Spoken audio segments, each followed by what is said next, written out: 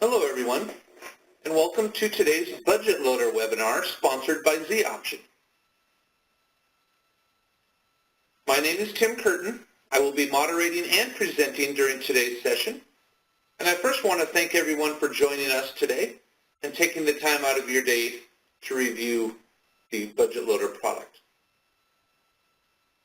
First, let's review a few housekeeping things before we start. First, audio is available by dialing the number provided. If you're having any audio issues, you may notify the webinar organizers through the chat panel on your webinar control panel screen, and we will try to assist you with your audio issues. If you have any questions during the session, we ask that you prepare them for the end of the webinar.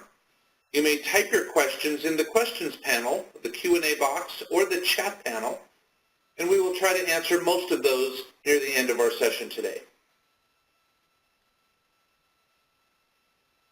The format in today's webinar will include an introduction followed by a review of the Budget Loader product. After a brief demo, we'll have time for questions followed by a quick wrap-up.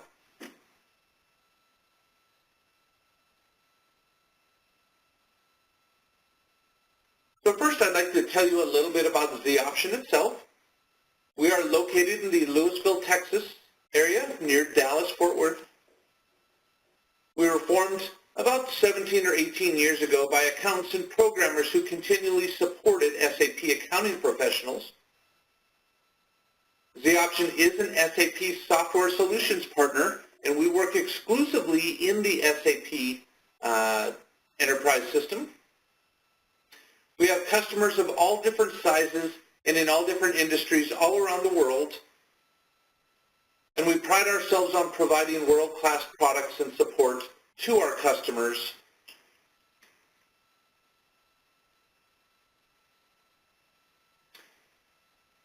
Z-Option offers 3 different products, and we do consider them to be the best of the best in spreadsheet integration solutions. Today we're going to be talking about Budget Loader, which is for uploading CO planning data.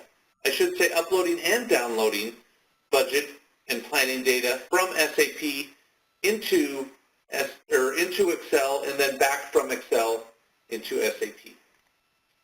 GLSU is our flagship product. It is a finance upload tool for uploading any type of finance documents, so your FB50s, FB60s, FB70s, things like that. And then our EasyScript solution is just that. It is a scripting solution. It's pretty much for all other areas of SAP. If it's a scriptable in SAP, you can use it with our Excel front end in the EasyScript product. So why do you need a Budget Loader tool? Well, many people are already using an Excel tool to get their budget information into SAP. With the Budget Loader tool, all the standard Excel functionality is still there. So you can do calculations within the spreadsheet, upload those to SAP. You'll never have to rekey that planning work again. You can even write formulas within your Excel template that then can be uploaded into SAP. That, of course, minimizes the chance of errors, and you can create that data in a lot less time with a lot less effort, giving you more time to analyze your information and spend time making those business decisions. From a technical perspective, Budget Loader works now. We could potentially have you up and running in about 60 to 90 minutes. We provide free installation assistance. We provide all of the support and ongoing development costs, hopefully freeing up your IT resources to work on some other things that can't be dealt with by off-the-shelf solutions like this. So how does Budget Loader work? And we're going to get to the actual hands-on demo here in just a few minutes. The Budget Loader posts directly from the spreadsheet. So as you see me keying in information into the Excel template, when it does load to SAP, it's a direct link between the two. We're not exporting out to some tab delimited file, for instance, and then going into SAP and having to go find that file to import. It's a direct post from Excel into SAP. Now you can import prior year's plan and actual from SAP, and I'll show you how to do that as well. You can bring that information in to assist in creating that new plan data. We have many different planning modules. We mimic the ones that are in SAP, and I'll show you a list of those here in just a second. Budget Loader uses the master data hierarchies that are set up in SAP. If you have those set up in SAP, Budget Loader will utilize those same hierarchies. The templates are very flexible because we are using Excel. You can move things around. You can use them over and over. All they are is an Excel workbook. You can mix historical and planning columns side by side, and I'm going to show you how to do that with using our expert mode. You can even create rolling reports across fiscal years just by changing the periods to accommodate whatever you need in there. And as we mentioned already, it leverages your existing Excel skills. Every organization usually has somebody who's very, very good at Excel. Those skills will become valuable when using these tools. We do offer a free trial period where you can download the software into your test environment for a time of 30 days, which is still very flexible. And then you can make sure it does exactly what we tell you it does or what you need it to do long before you purchase the product. There's two different types of users, premium and standard users. With this tool, they both pretty much have the same abilities. The only difference being the premium users have access to our web-based support system, so we consider them kind of the super users. They're your first line of support for your end users before they can turn to our web-based support system. We do use the SAP GUI, which will lead me into my next slide. There is a direct posting. So in order to log in, just like with our other products, you need to use your normal SAP user ID and password that you use every day. There's not another set of authorizations that you need to keep track of. So I mentioned that we have many supported planning transactions. You see those listed on your screen right here. They all work pretty much the same way as the one I'm going to show you today. The one I'm going to show today is the cost center planning, the KP06, and I would say that is the most common planning transaction that we find our customers use. But what I'm going to show you today is pretty much the same for any of these that you may use. Budget Loader is delivered with all of these. So if you purchase, you would have the ability to do all of these, but we would need to turn on whatever module you purchase. So it's a very quick thing. If you decide 6 months later you need 7KE1, we can turn that on remotely, and you can be up and running the same day. So now I'm going to switch to my Budget Loader demo, and we'll get to a workbook here. And the first thing you should see is a workbook with a sheet on it that's got a bunch of different colors. And this is our KP06 example. This workbook that I have here contains examples throughout all of the tabs, and I can click through some of these to show you how that looks. But they all pretty much work the same, like I mentioned. So we're not going to go through each of these individual. I'm just going to go build one here very shortly. Notice the conditional formatting and charting on this example in front of us. This is using all standard Excel functionality and calculations. So although this may appear somewhat complex, you'll see how easy this type of template is to build here in just a second. So I'm going to move over to my demo tab that is nothing more than a blank Excel worksheet within this big workbook. And after the desktop components of Budget Loader are installed, you'll have this Budget Loader menu within the Add-ins tab up here at the top. We have a budget menu over here on the left-hand side. And in order to let Excel know that we're using Budget Loader, the first thing we have to do is we need to initialize, which is down here under Utilities. And we're going to initialize.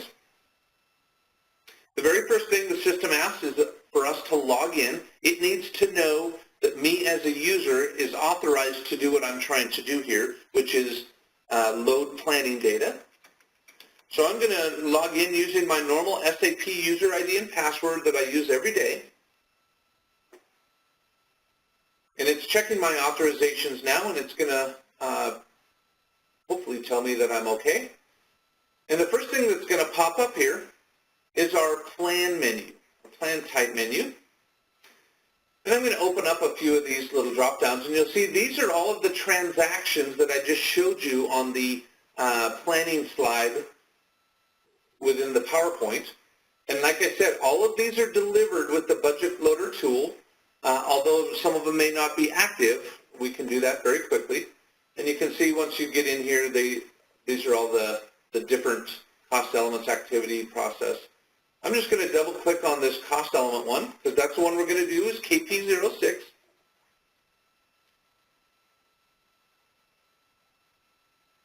When I do that, the Choose Fields menu pops out, and this is how we build our template. Now the first thing I'm going to do is I'm going to save this layout. As you see down here, it says Save This Layout To. And when I open up this drop-down, you'll see these are all of the tabs that are in my worksheet down here. Now I don't want to overwrite any of those, so I'm going to save this to my Demo tab, which is the one I'm on.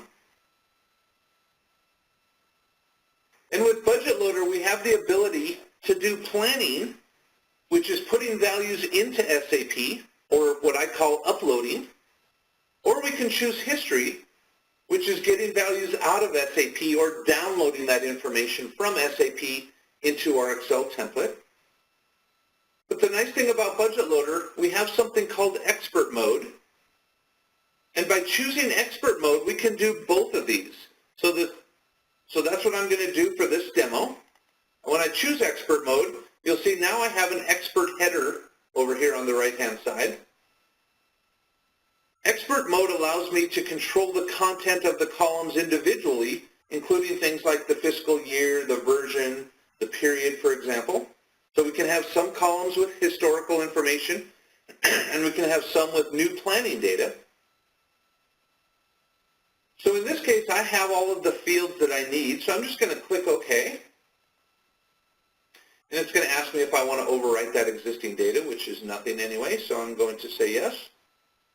So as you can see, the framework of a template has shown up here in the background, but we don't have any data to work with at this time. And that's where this new menu, the Apply Groups menu, comes in. First thing I want to do is populate some master data, specifically the cost center groups. So when I click on this drop-down, you'll see I have cost center and cost elements. I want to leave it on cost center because I want to bring in my cost centers from my SAP system in the hierarchy. And under group type, this can be, depending on how your SAP system is set up, this may fall into any of these categories. In our SAP system, our hierarchy groups are under other sets. Now my controlling area is 2000 in our test system here. And what I'm going to do here is I'm going to search for any cost center groups in my system that start with ZOP, for Z option of course, and then I'm going to put the little asterisk there on the end so it knows I want anything that starts with ZOP, and I'm going to click Get Groups. And when I do that, it's going to be searching my system, and it brings back anything that met that criteria. As you see, I have quite a few groups here, 4 different groups. Now I want the one that says Cost Center Demo Group, so I'm merely going to double-click that and move it over to the right-hand side. That's my selected groups, and those are the ones that are going to be on my template when I get done here. Now I also want my cost elements, so I'm going to come up here to my object type, and I'm just going to switch this from Cost Center to Cost Element. Everything else is going to stay the same because I have hierarchies for my cost elements as well. And I'm still going to search on the ZOP. And this time when I click Get Groups, it's going to bring back any of my cost element groups. Again, I want the cost element demo group. So I move that over. And I'm basically done selecting right now. But I always like to point out this group totals checkbox down here. This allows extraction of the details, but it also will calculate subtotals for those hierarchies that we've just chosen. Now you're going to see what I mean by that very shortly. I'm going to click Apply, and the system is now extracting the master data live from our SAP system. Obviously the speed of that depends on the network connection, but that was pretty quick. And as you can see, well, let me just expand this. As you can see, the system's returned a lot of master data. We have no values to work with at this time, only the master data. And I'm scrolling down here. This actually brought back about 300 and some lines of data, even though we're only going to deal with the top section up here, so we can kind of keep everything on one page. As you see, I have my cost elements. I have my cost center here. Here's cost center 2100.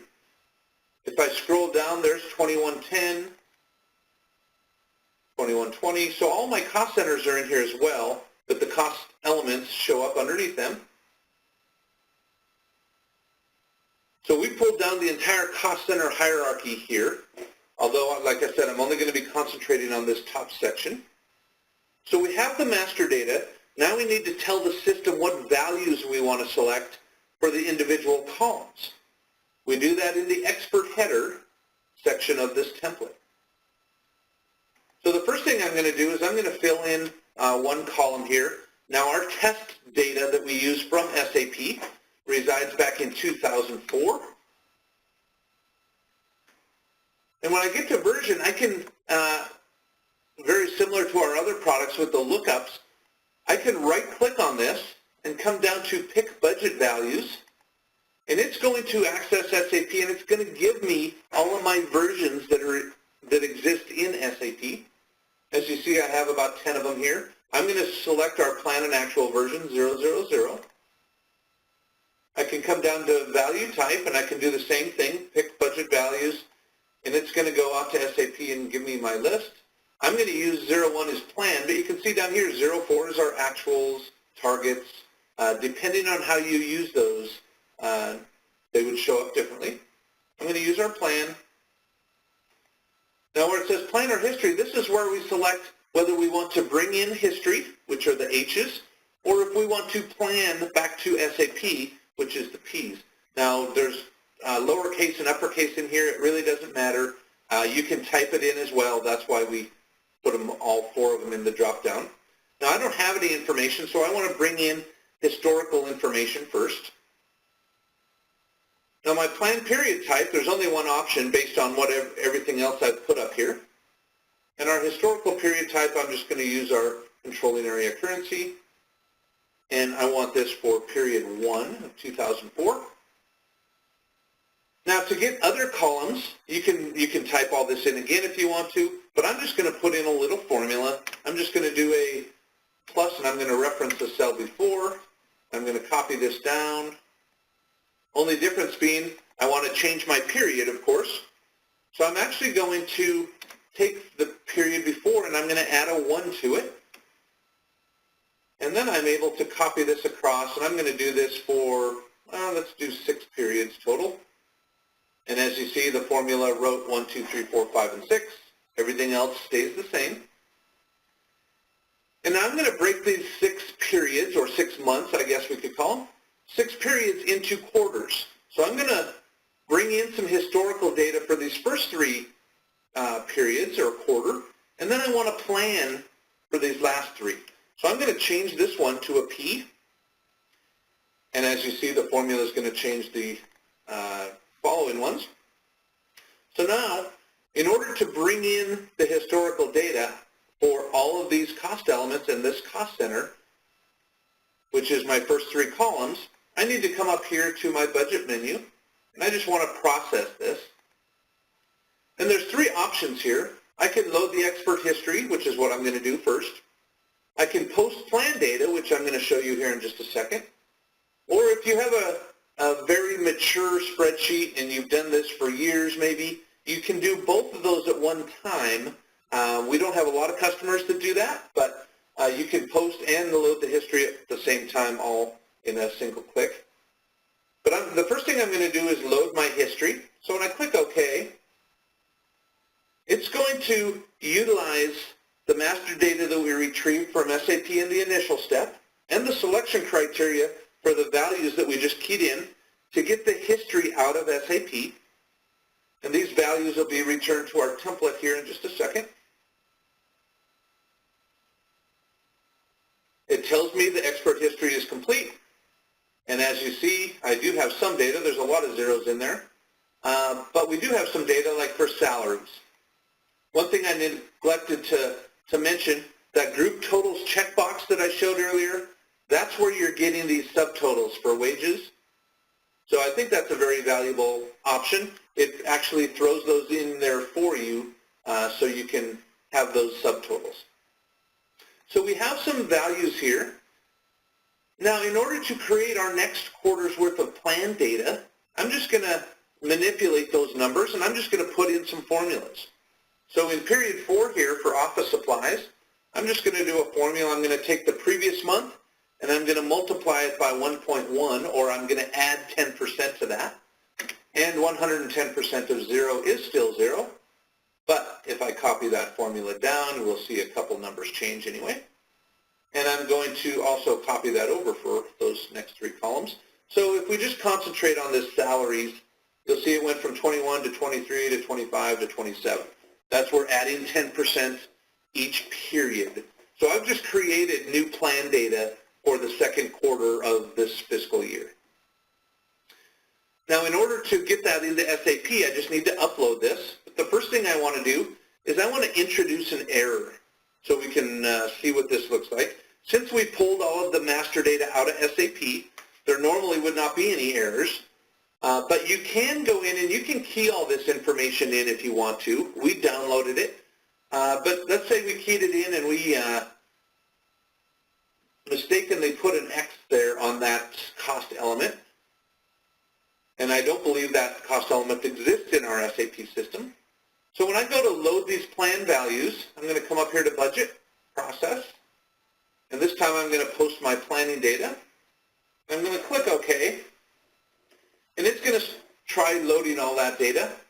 And I do expect that an error will be returned to us.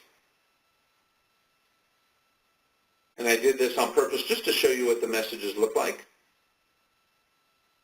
It's telling me it's posting the plan values.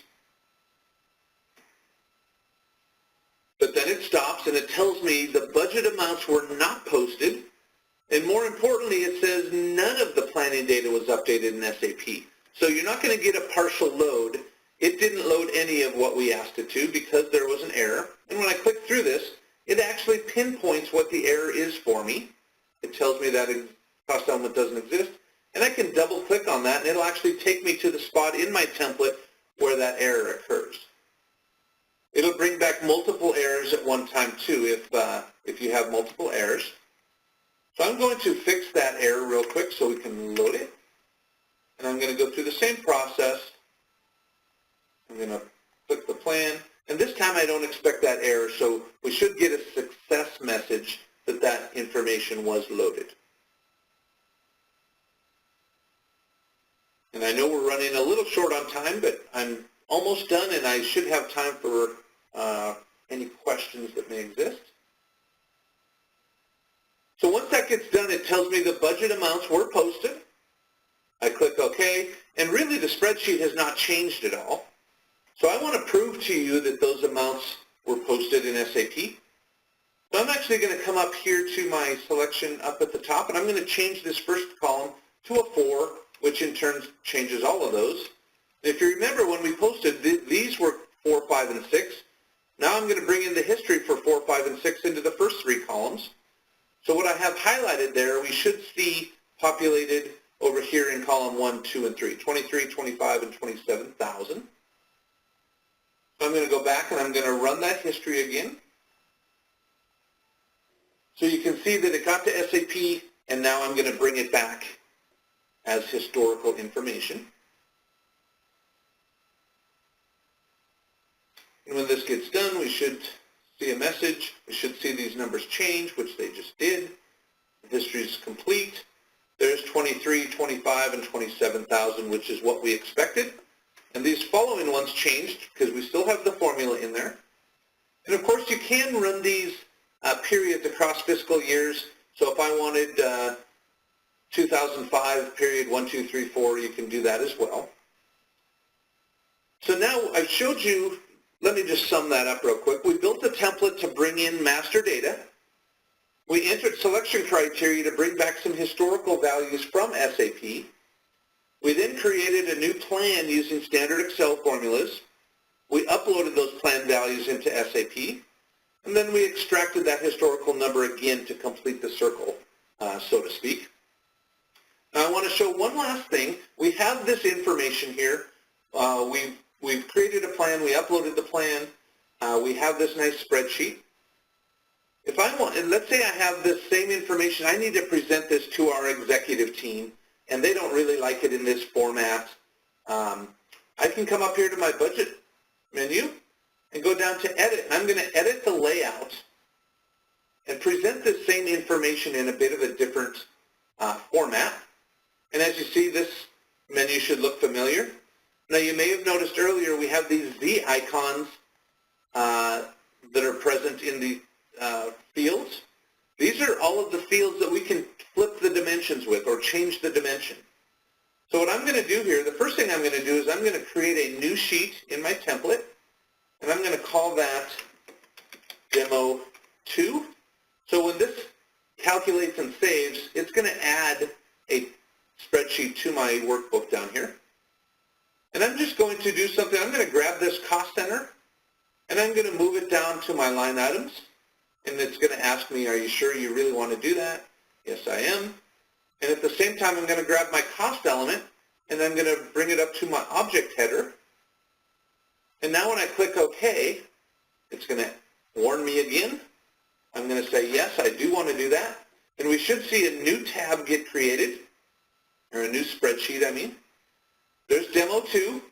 And now we have that same data, but this time we have it in a different format. So now we have our cost element here and all of the cost centers below it. Cost element, cost centers. So all we did was flip those two dimensions, the cost element and the cost center, and now we have a format with the same information for things like bonuses, depreciation, rent, things that require a different perspective or maybe a more executive level view at times. And we still have the old format as well. So that shows you the flexibility of the budget loader solution. So that is essentially the end of the demo. But what I want to do is I want to open this up for questions. If anybody has any questions, I've pulled up the slide here that you can contact us at zoption.com if you want a recording of this, because we are recording this currently. If you have any questions and you want to put those into the chat panel right now, I can answer those. We got about 1 more minute of time. We do offer the 30-day free trial period. We also offer these demos to, if you want to have a larger audience at your organization, we can do these demos. You can schedule those straight from our website, thezoption.com. Now, here's one question that we typically get. Would you please describe the implementation process? The implementation process with this tool, and pretty much it's the same for all 3 of our tools. The implementation process includes a couple of transports that have to go on your SAP system. It requires some basis time. Someone needs to load those on your system. And then the desktop component, which is just the Excel add-in component. And then so we figure it takes probably 60 to 90 minutes to get you up and running, and we help with that. And then the training process, usually we have somebody in your organization that is a very good Excel user, the super user type. They usually pick up on these products very quickly and can help train your end users. We do offer training, but I think once you get into the software itself, you'll realize that it's relatively easy and user-friendly, and we do have a very good manual that describes everything in detail. So if there are no other questions, I'm going to end the webinar. I would like to thank you all for joining us today. As I mentioned, a recorded version of this will be available if you would like that. You can request that at our website. Thank you and have a wonderful afternoon.